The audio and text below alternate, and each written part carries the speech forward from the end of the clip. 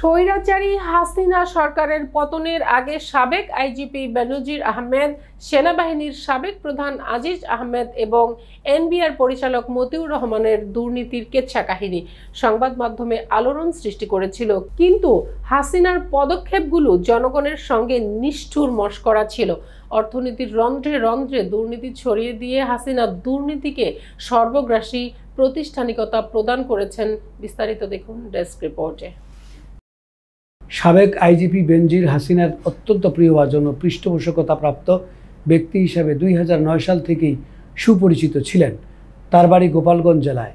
সেই সুবাদে হাসিনার সব রকমের রাজনৈতিক অরাজনৈতিক বৈধ অবৈধ উদ্দেশ্য সাধনে তিনি সার্বক্ষণিক প্রয়াস রেখেছেন। ঢাকার মেট্রোপলিটন কমিশনার থেকে র্যাবের মহাপরিচালক হয়ে পুলিশের আইজিপি পদে তার পদোন্নতি অস্বাভাবিক দ্রুত গতিতে সম্পন্ন হয়েছিল।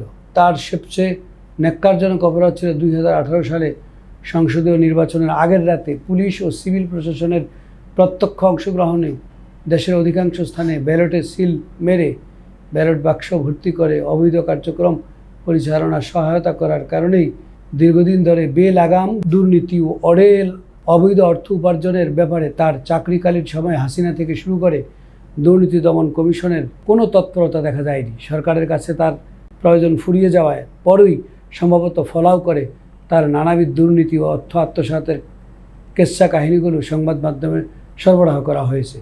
অবশ্য সংবাদ মাধ্যমে এমন খবরও প্রকাশিত হয়েছিল যে বেনজির ও তার পরিবারের সদস্যরা নিরাপদে বিদেশ পাড়ি দেওয়ার পর লোক দেখানোর তাগিদে এসব কাহিনীর অবতারণা করা হয়েছিল। সেনাবাহিনীর সাবেক সেনাপ্রধান জেনারেল আজিজ আহমেদও ব্যাপারটির একই ধরনের। আল জাজিরা টেলিভিশনের all the prime ministers man অনুষ্ঠানটি যারা দেখছেন তারা জানেন যে জেনারেল আজিজ তার ক্ষমতার প্রভাব খাটিয়ে হাসিনা সরকারের আমলেই তার এক ভাইয়ের খুনের মামলার যাবজ্জীবন কারাদণ্ডের সাজা রাষ্ট্রপতির ক্ষমার আওতায় মওকুফ করে দিয়েছিলেন। আল জাজিরার এই অনুষ্ঠানে আজিজের আরও অনেক অবৈধ কীর্তিকলাপ বর্ণিত হয়েছে। 2018 সালের নির্বাচনী জালিয়াতির সময়ও আজিজই ছিলেন সেনাপ্রধান। 2009 সালে হাসিনা সরকার ক্ষমতাসীন হওয়ার পর 15.5 বছর ধরে দুর্নীতির ব্যাপারে হাসিনার দৃষ্টিভঙ্গি ছিল প্রচণ্ডভাবে আশকারা দেওয়ার শামিল। দেশের ব্যাংকিং ব্যবস্থাকে প্রচণ্ড লুটপাটের শিকার করে রেখেছিল হাসিনার সরকার। মোট 18 লাখ কোটি টাকা ব্যাংক ঋণের মধ্যে কমপক্ষে 5.5 লাখ কোটি টাকা খেলাফি ঋণ পরিণত হয়েছে, যার অধিকাংশই দেশ থেকে বিদেশে পাচার হয়ে গেছে। সম্প্রতি দ্য বিজনেস স্ট্যান্ডার্ড পত্রিকা দাবি করেছে যে খেলাপি ঋণের প্রকৃত পরিমাণ 7 লাখ কোটি টাকারও বেশি। অথচ যে কয়েকশো রাঘব বোয়াল ইচ্ছাকৃতভাবে ঋণ খেলাপি এই লুটপাটের যজ্ঞের প্রধান কুশলী, তাদেরকে ট্রাইব্যুনালের বিচারের মাধ্যমে শাস্তির আওতায় নিয়ে আসার ব্যাপারে হাসিনা সরকার ছিল একেবারেই উদাসীন ও নিষ্ক্রিয়। 1998 সালে সব ব্যাংকের শীর্ষ 10 ঋণ খেলাপির বিচারের জন্য ট্রাইব্যুনালের প্রস্তাব করেছিলেন তদানীন্তন রাষ্ট্রপতি বিচারপতি শাহাবুদ্দিন আহমেদ। বরং দুঃখজনকভাবেও দেশের সবচেয়ে বড় ঋণ খেলাপি সালমান এফ রহমানকে প্রধানমন্ত্রীর উপদেষ্টা বানিয়ে রাখা হয়েছিল। স্বৈরাচারী হাসিনার অন্যতম দোসর ছিলেন সালমান এফ রহমান। গত 13 আগস্ট ছদ্মবেশে নদীপথে পালানোর সময় কোস্টগার্ডের কাছে ধরা পড়েছিলেন।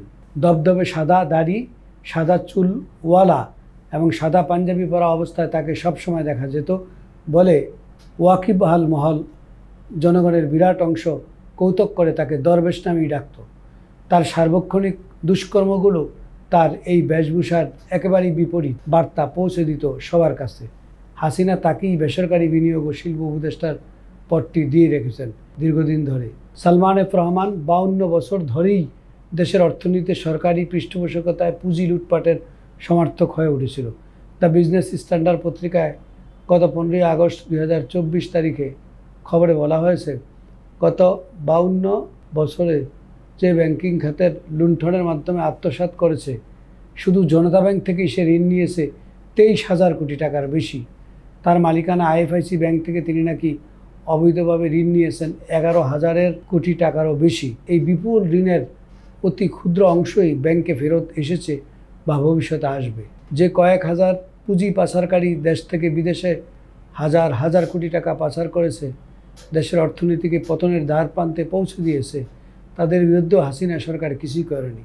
বৈদেশিক মুদ্রা রিজার্ভ গত 3 বছরে $30 বিলিয়ন হ্রাস পাওয়া সত্ত্বেও হাসিনা সরকারের টনক নড়েনি। পুঁজি পাচার দমনে হাসিনা সরকার মোটেও আন্তরিক ছিলেন না।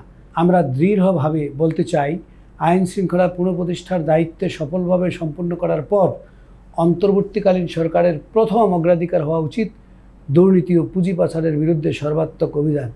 এ পর্যায়ে আমি স্মরণ করছি 2007-08 সালে সামরিক বাহিনী সমর্থিত তত্ত্বাবধায়ক সরকার যে শক্তিশালী দুর্নীতি দমন কার্যক্রম চালিয়েছিল তার সাফল্যকে। অবসরপ্রাপ্ত লেফটেন্যান্ট জেনারেল হাসান মাসুদ চৌধুরীর নেতৃত্বাধীন এই দুর্নীতির দমন কমিশন দুর্নীতিবাজ রাজনীতিবিদ, ব্যবসায়ী ও আমলাদের একটি প্রবল ঝাঁকুনি দিতে সক্ষম হয়েছিল বলে দুদকের পরবর্তী চেয়ারম্যান গোলাম রহমান মন্তব্য করেছিলেন।